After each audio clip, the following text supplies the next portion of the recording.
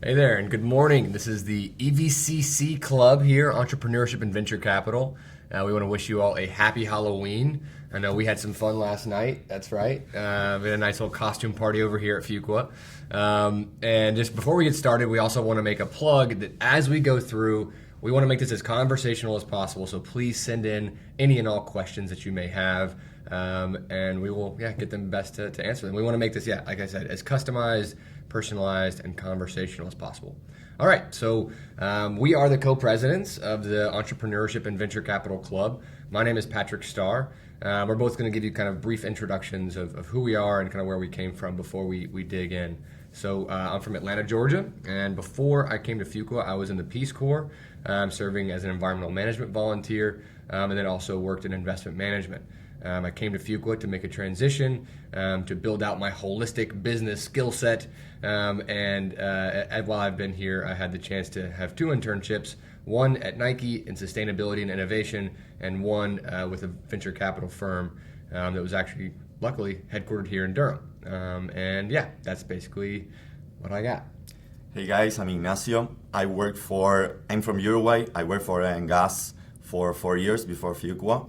I was project manager and then sales. And I came to Fuqua to become an entrepreneur.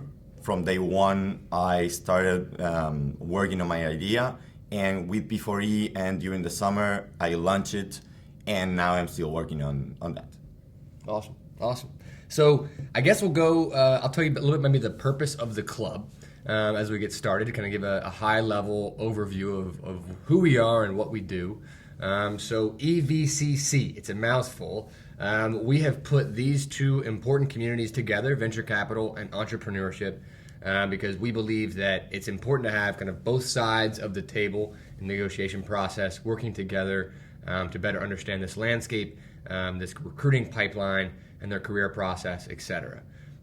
So as a club, we have kind of a threefold mission, and our purpose is really to help first years and students, second years, recruit for positions within kind of startup community, help them also launch their own ideas potentially and connect them with the right people to do that, as well as help those who are interested in venture capital make those connections and get the right skills that they need to excel in the recruiting process for that.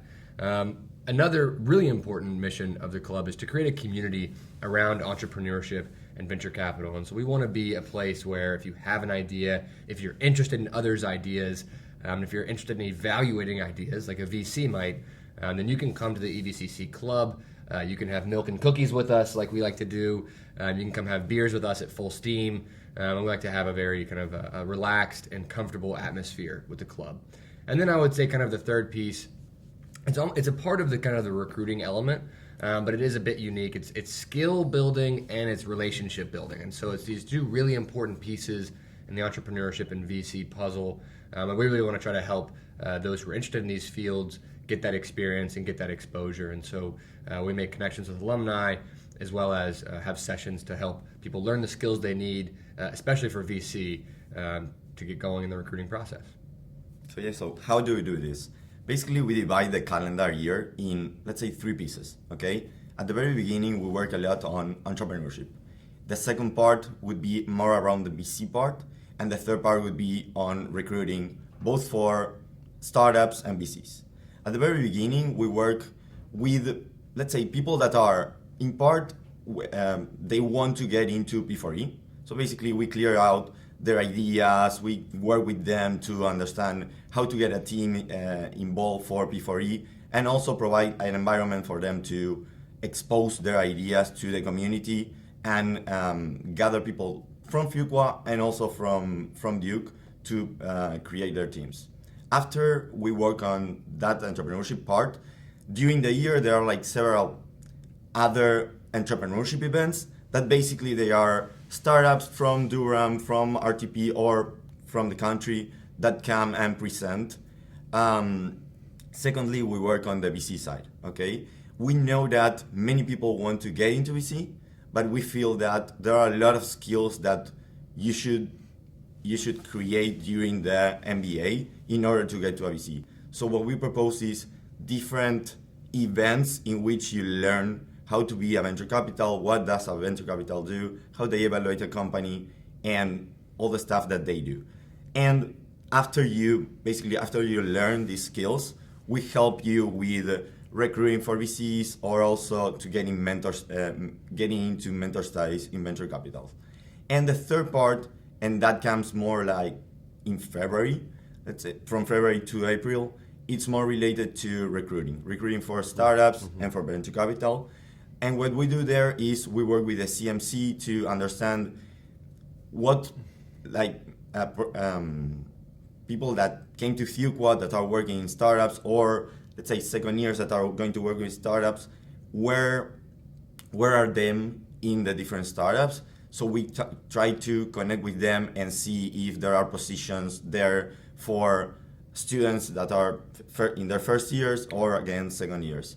What else do we do with the CMC? Also, we have connections with the venture capitals of the area, and as Pat said, for example, he did his internship in a venture capital there. Mm-hmm. What else? Well, what do we do? Mention the weekend cities from this year. We had a big one there. Yeah, also. So basically, we also collaborate with a lot of clubs.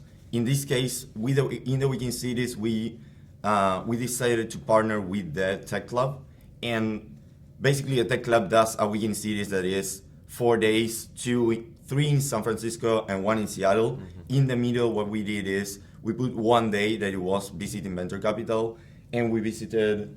Yeah, too. It's Next 47, which is kind of Siemens corporate VC firm, where we have some alumni, as well as Freestyle Ventures, which is a very successful VC firm that a Duke alum helped to co-found after he exited his company for $300 million plus. Yeah. So this was this year, and last year what we did was we went to Walmart Ventures, I think, that basically they create startups that come out from Walmart. Mm-hmm. Yeah. So we have one question that's come in, so maybe we'll kind of answer that, and then also I have a couple of questions for you on your startup and how things have been going there, and maybe Perfect. P4E too. Okay, so Danny says, question for Patrick. What did the recruiting process look like for you as a non-traditional VC candidate as compared with someone that maybe had buy-side investment or private equity experience? Okay, so that's a good question. Obviously, there was kind of some atraditional aspects of my background, especially with the Peace Corps side of things. And then you add on top of that, my undergrad majors were political science and earth and environmental science. So never let someone tell you can't do the things you want to do. No, but I had 2 years of investment management consulting experience, and that helped give me kind of a base layer of financial understanding. I think that was definitely a boon for me in my recruiting process. I think I better understood the investors into VC funds, and I could use that as part of kind of my pitch as I went into the VC firms. But you're right from the standpoint of helping to make deals, of valuing companies, of a lot of those kind of what are seen to be important analytical hard skills in a VC role. You're right. I did not have experience in that, and the way that I pitched myself, I guess, and the way that I kind of pushed past that is it comes down to kind of perseverance and persistence, and then proving passion and interest. And so the VC firm that I ended up getting the job, they have offices in Durham, New York City, Seattle, and San Francisco. They happen to have an office here because the co-founder went to Duke undergrad and wanted to basically set up his later years in life in his favorite college town. So I found them early on in the process, probably in May, actually, before I even arrived at Fuqua in August, and started reaching out to them. I would every now and again send them ideas for companies that I thought fit with their investment theses, and I basically pestered them until they got me in the room for a coffee chat. And then once in there, I proved that I had done my research, that I knew what I was doing, at least to a certain degree, and that I deserved a chance at least to prove myself. I was lucky; they gave it to me, and it was a unique internship in a way. I was actually 12 weeks in a mentored study capacity, 1 day a week, throughout spring 1 and spring 2 of first year. Then 10 weeks over the summer in a full-time internship. And then now in the fall 1 and fall 2, another mentored study period of 1 day a week for those 12 weeks. So I hope that helps answer it somewhat, Danny. I know that But I know that's probably not fully complete answer. So if you want to follow up, feel free to reach out anytime. So do you think that's the only way to get into a VC? Because I see that many people get from mentor study. Basically, they start reaching out, let's say around October. So basically, they are already in the MBA, and they start like figuring out, okay, these are the VCs in the areas. They start reaching out, and when it comes the moment for the mentor study, what happens? They propose it to. Yeah, absolutely. So I would say that, you don't have to reach out as early as May. You can wait until you get here and then start to kind of survey the field. And a lot of people do that. Yes, what usually happens though is that a lot of VC firms are more informal of a recruiting process than the formal big corporations that we often see on campus as well. So what you do is, it's basically flexible. You go in. If you would like to work for the firm, you kind of pitch to them what you think you would like to do. It's hard a firm is going to want to accept a Duke MBA's skill set in their office, especially when it's a kind of class credit basis. Now, I have a lot of friends who are also getting paid for the time that they spend with VC firms at this time, but some are just taking class credit for it, and then getting kind of maybe help, hoping or proving kind of that their mentored study experience should lead to a full-time paid internship over the summer, and then hopefully eventually convert right to a full-time position later. So I think you're right. There's no one size fits all kind of recruitment process for VC. It's literally, there's a million different ways you can go about it, and it just kind of comes down to finding the right firm and the right geography that matches your interests, and then going after it. And so I think whatever background skills you have, if you are getting your MBA at Duke, you have the business acumen necessary, and you will get the business acumen necessary to succeed in the industry. And so I don't think you should be too self-conscious about your prior experience. I think you should just use what you have and go forward. And also, what I would say is there are a lot of opportunities like that.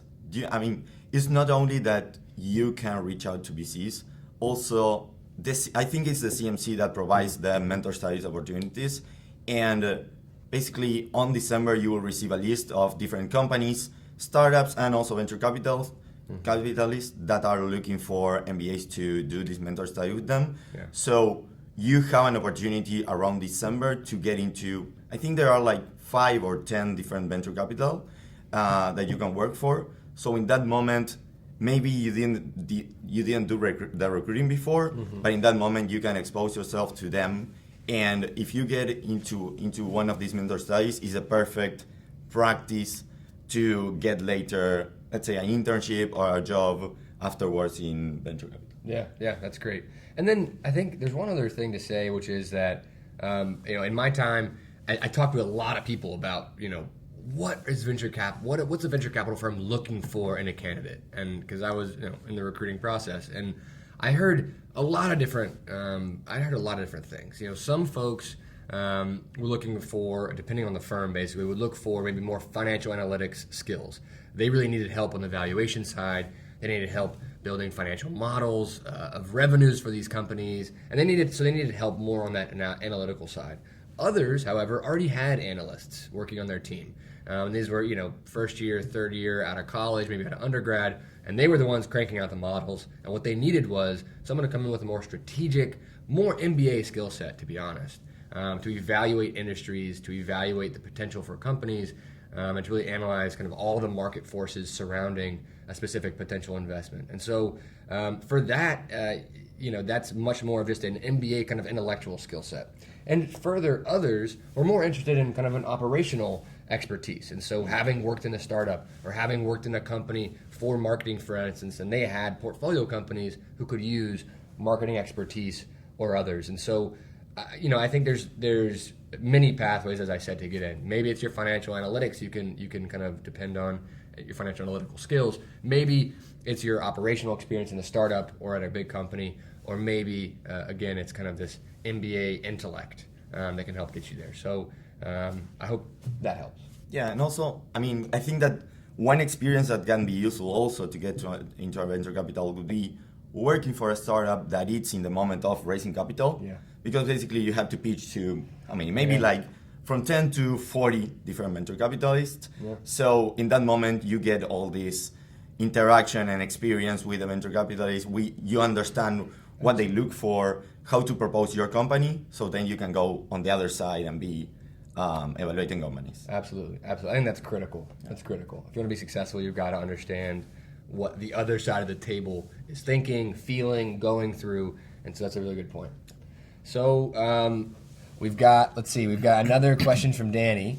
Here we go. How about this? So this sounds like maybe it's for you, actually. Okay, Nacho. so how many startups would you say are being incubated by Fuqua students at the moment? And are there opportunities to create joint teams to work on projects? So in this, Danny, basically, this works normally through the P4E, okay? In the P4E, there are normally around 18 teams at the very beginning, let's say between around 15, okay? After New Ventures 1, that basically you understand if the problem actually exists, the problem that this startup wants to address, more or less 10 of them continue into New Ventures 2, okay? And then in New Ventures 2, you basically create the business plan around this idea, this problem that you want to solve. And in that moment, again, from 10, you realize, let's say 5 of them are not actually viable companies. Mm-hmm. So at the end, in New Ventures 3, that is the moment that you actually launch your startup. Right now, for example, in our class, we have four or five startups being incubated. I don't think that there is any startup outside of the P4E and within the MBA being incubated. So basically, what I would tell you is, if you are looking to create a startup, go through a P4E. Mm-hmm. You will 30% of the ideas come to a realization, and then in New Ventures 3, when you launch it, again, you realize, let's say, then is more the chance of, okay, do you actually have a sustainable business? Mm-hmm. And probably from the 5 startups that we will launch this year, maybe 2 of them or 3 of them become actually successful. Yeah, and the P4E, right, it's Program for Entrepreneurs, or for Entrepreneurship, and it's run outside of EVCC. However, we provide kind of a complementary path to P4E, which we both interact with P4E by, for instance, setting up these kind of events where those who are interested in venture capital in the EVCC club can go and hear the pitches of the P4E startups that are being incubated, provide feedback to those startups to help them improve their pitches, improve their business models, while also giving those VC interested students this kind of extra chance to learn how to analyze, how to evaluate pitches. And then I think I'd say probably in parallel to that as well, or something that maybe is kind of a lower level of commitment to as P4E is, in EVCC, we want to provide that chance for you to start thinking about business ideas, maybe think about how you could get involved in P4E, say in your second year, or how you can maybe think about building at least a group of like-minded students around, or I guess with similar interest, really, not necessarily like-minded, to build a company in the future, even after your time at Fuqua. So I think the barrier to entry for the EVCC is a little bit lower than P4E, but we want to both help you get over that barrier or not, depending on where you want to go. Yeah, because that happens a lot. I mean, the MBA, it's a moment, for me, it's a moment to create this company that I wanted to do, mm-hmm. But also I realized that, let's say 40% of the MBA, they all want to, in some moment, create their own company or create a startup, or at least be a co-founder of a startup. Right. So let's say the P4E would be the chance for you to actually create a company in the moment that you are in the MBA. Mm-hmm. But through the EVCC, you will learn the skills of how to become an entrepreneur, also with the MBA. Mm-hmm. And maybe after 5 years in consulting or finance or whatever path you take, you can become an entrepreneur. Exactly. With the skill set that you get from the MBA and the EVCC. Exactly. And a part of the way that we do that, right, is part of the kind of the speakers and the conferences that Nacho mentioned. So we bring in entrepreneurs to tell their stories. We bring in startups to tell the failures as well as the successes. I think that's really important to get a good idea of really what it's like to start a company. And likewise, on the VC side, we bring in VCs to tell the story of how they created their firms, how they got to become a co-founder of a VC firm. And very often, it's through having started their own company, exited, and then setting up a VC fund. So, it's good there. Keep your questions coming as we go through. I think we've got a little bit more to share before we run out of things to say to you all. Please keep them coming, and thank you, Danny, already for the questions. So maybe I'll mention actually a little bit about how we connect with Fuqua alumni. I think that's a really important piece. So we do this kind of in several ways. One is that we try to have panels kind of throughout the school year to bring in speakers. And so we'll reach out to kind of our alumni databases who are involved in either startups, who are involved in VC, or who have been involved in those positions or in those kind of fields. We even will actually reach out to some folks who work at big tech companies who are in product management, because that can be a skill set that's highly valued at a startup as well, and have come and have them share their experiences. And basically what that is a chance for those in the club to directly network with alumni in the process of getting them here. It's a way to have a kind of a start a relationship without being so forward about the recruiting kind of specifics of the process, that allows you kind of an easier path to recruiting if you so choose at some point in the future. What it also does, right, is when you have the panels on campus, they're sharing their experiences. Other students who maybe aren't on the cabinet of the club still have that chance to interact with these alumni and make those connections. This is also kind of seen in the conferences as well, which is a very kind of similar idea, where we have panels with specific themes that are then staffed by folks who are from often our alumni database. We're working at big, great companies. We have alumni at one startup I'm thinking about right now. I've been thinking a lot about them lately. SoftBank just put, I think, $300 million into them, and they have a valuation of over $2 billion. It's Zoox, and it's an autonomous vehicle company. So we have an alumni there. She was working on the Apple Watch at some point before then, moved to Zoox, and so we are going to be bringing her for the conference to speak on one of the panels. So that's the kind of alumni connection that we make, and that we then bring to campus to share their experiences, but also share about their company and what they know about the industry. And so the two conferences we have are kind of, one is more kind of educational based, kind of to get people prepared to talk about the new and futuristic technologies that are going into a lot of startups that are really important to a lot of kind of future business models, as well as just trends that are going on in industries that are being disrupted by startups and by kind of this new tech often. As well as then the other one, which is kind of more of a professional and recruiting conference, and that's often where we have both of those. You'll see our alumni scattered throughout those conferences, and therefore more chances to make connections with those alumni. I would say, in another way, what we do is what we like to do is kind of every quarter a beer social, and so we go to a brewery. It actually was founded by a former Fuqua student or Fuqua grad that's in Durham, and it's called Full Steam Brewery. It's a great spot. Dogs allowed, family, obviously allowed. They got some pinball machines and ping pong and everything else in there. So we invite, obviously, all the students at Fuqua who are interested in EVCC to come out and mingle, socialize, as well as entrepreneurs, VCs, other kind of folks who are associated with Fuqua to come and be a part of that kind of socialization time period and get together and just drink some beers and chat. And another kind of way to be a more informal connection, and what's often can be kind of a deeper connection as well, that can last for years. So I think those are kind of the ways we connect. Here we go. We got another question coming through. Let me add something like for the Fuqua alumni, also through the P4E, you get exposure to this in the sense of, let's say, through New Ventures 1, you just get one speaker, but as you go through New Ventures 2 and New Ventures 3, you start to get 2 or 3 speakers in New Ventures 2, and I think like literally we have a speaker every single class now in New Ventures 3.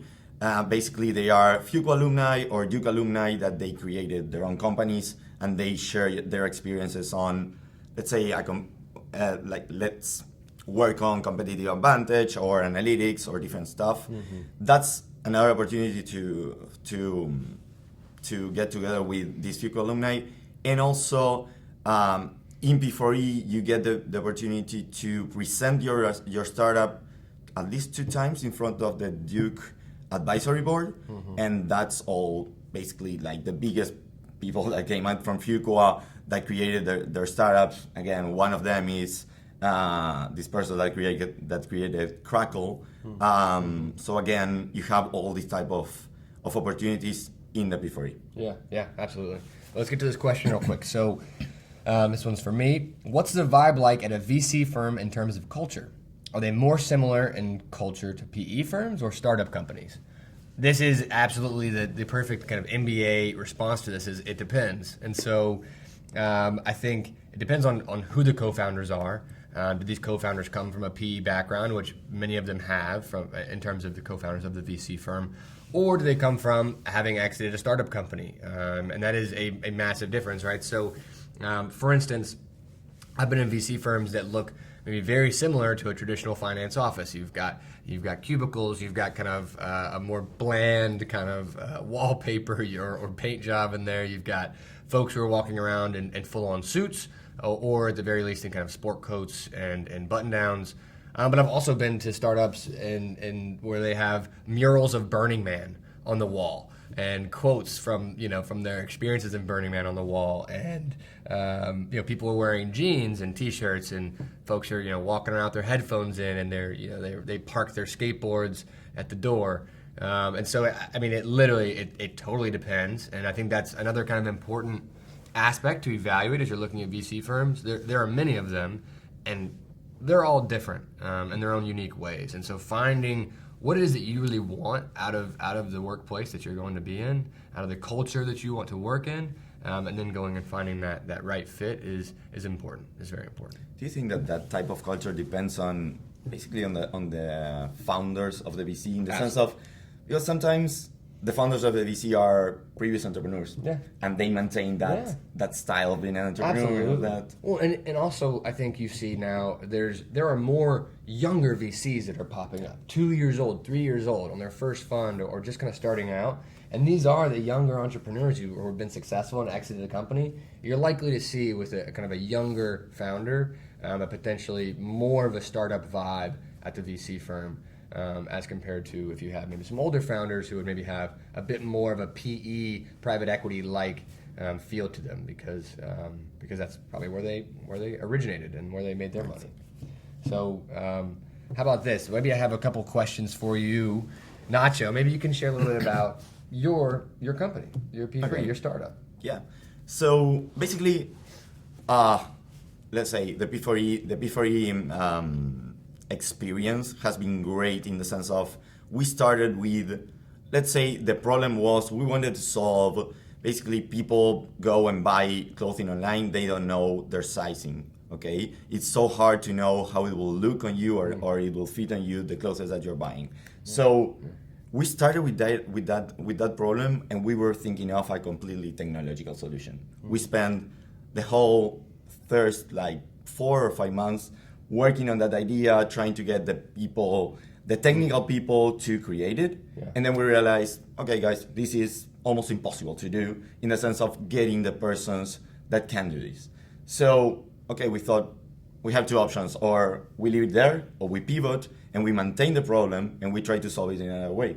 So as being part of the P4E, we just thought of the framework, we used the framework, and we realized, okay, we can do this basically with real people. So what we started doing is literally trying to get people to wear different stuff and provide it in a website, so you can go and search for people, let's say similar to Patrick, and buy what they are wearing.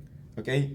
Again, we launched that, we spent 6 months through that path, and now we realize, okay, it's a cool idea, but maybe it's not having the results that we were expecting or the impact that we were expecting. Again, do we want to pivot or not? We can maintain that path or not, and we decided we'll pivot.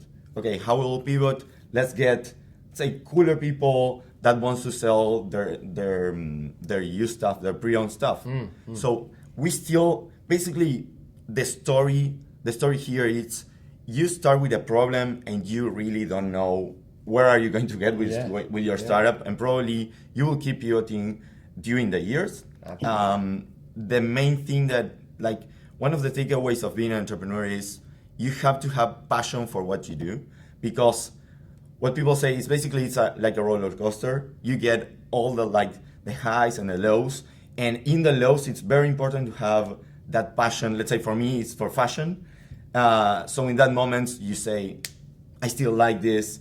This is not only for money. Let's say I love this and I'm going to get through it because I know I'm going to pivot, and I will find let's say the idea that actually works. Yes, that is so neat. And I think it's so cool to think you have 2 years here to explore, to pivot, to work with brilliant professors and people and fellow students to build that idea.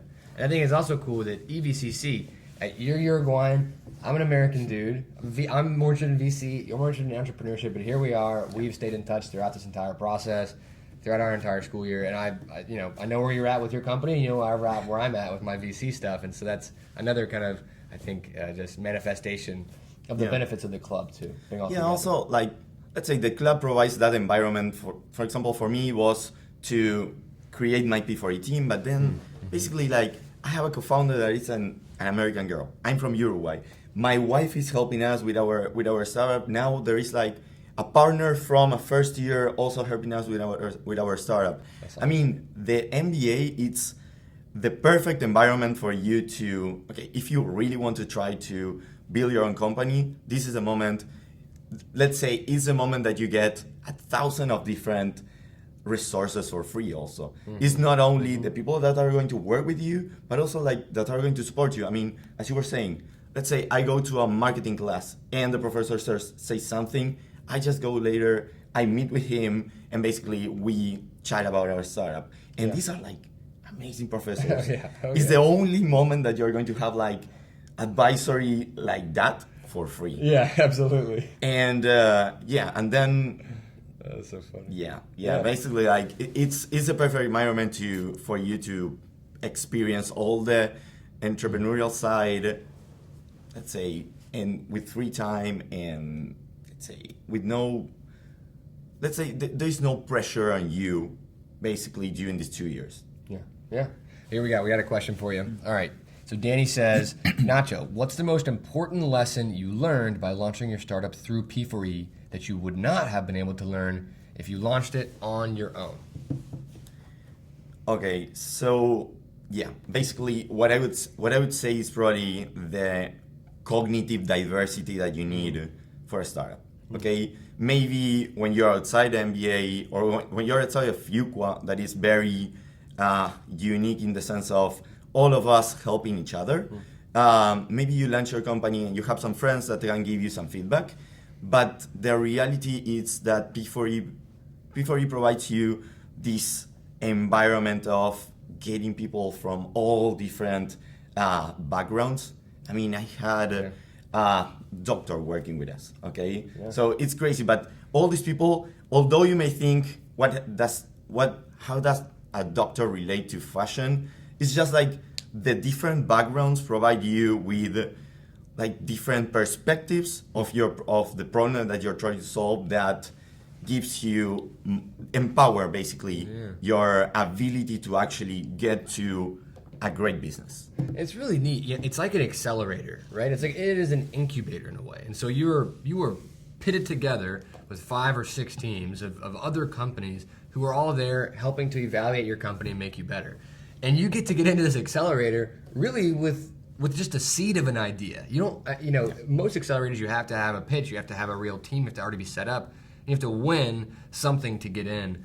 With this, it's a seed of an idea gets you in, and so it's I think a really unique experience in that way too. Yeah. Awesome. So I think we don't have any more questions. I think we want to start to wrap things up here, and so I don't know. What do you think, Nacho? Do you have any kind of, should we say some sort of maybe advice What do we say for folks who are interested in this Yeah, what I would say coming is, into their MBA? yeah, what I would say is, let's say, decide what you want to do during the MBA. Do you want to become an entrepreneur, or do you want to experience just like the entrepreneurship environment? And in that sense, you'll have plenty of opportunities here to do whatever you want to do. So kind of like try to, before the MBA, understand, I want to become an entrepreneur. I want to get into venture capital, or as Patrick was saying, like try to research as much as possible. So when you get here, you already know, okay, I want to go through these different paths. Yeah, that's a really good point. When you get here, there is just so much opportunity. There's so much to do that you could spend your entire first year almost running around like a chicken with its head cut off, trying to figure out what's your path.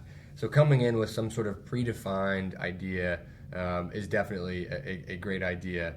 I see we have another question come through. So let's do that before I get to my advice. Danny says, Patrick, I'm from Atlanta too. ATL. How cold is it up there? Will I need a new coat? Danny, I think you're good, man. Luckily, I think the climate is very similar to Atlanta. And you can wear, so this is like a perfect little windbreaker action that you can wear out and about, and you keep the Duke logo on, which is always important to stay on brand. So no, I think you'll be good with the climate. So I think the advice that I would give would be, I think it's important to come in and know your level of commitment to whatever it is that you want to be doing, kind of like what Nacho said, with entrepreneurship or with VC. But I think it's also important to really think about your club involvement, not necessarily as you gotta be in every single club for every single career that you think you're recruiting for at that moment, because you want to prove to everyone that you have passion. What I think it's your chance to explore, your career for tomorrow, but also your career for the next potentially 10 years, or the career in 10 years from now. And so I want to kind of encourage folks to be able to learn about these other careers that you think you might be interested in down the road. And I think that's a lot of what EBCC is, in a way. And it's a way for you to get a kind of your first glimpse and a kind of a foundational understanding of these really exciting career paths, but those that are a bit more risky, and therefore most often are taken on a little bit later in careers on an average basis.